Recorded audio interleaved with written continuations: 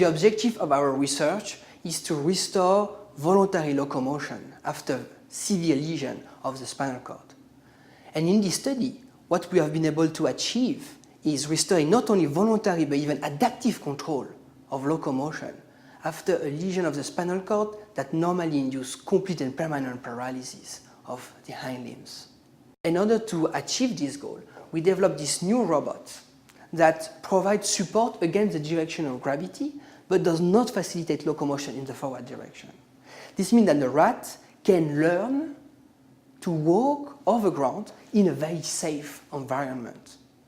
And what we observe is that over time, the animal regains the capacity to perform 1-2 steps and then long run, and eventually a paralyzed rat regains the capacity to sprint over ground, climb stairs, even pass obstacles.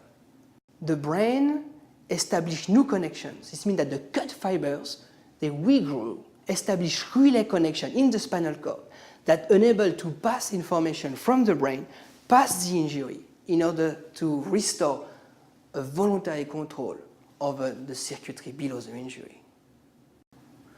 And to transform the circuit below the injury from dormant to highly functional state, we administered a cocktail of pharmacological agents and applied electrical stimulation on the dorsal aspect of the spinal cord.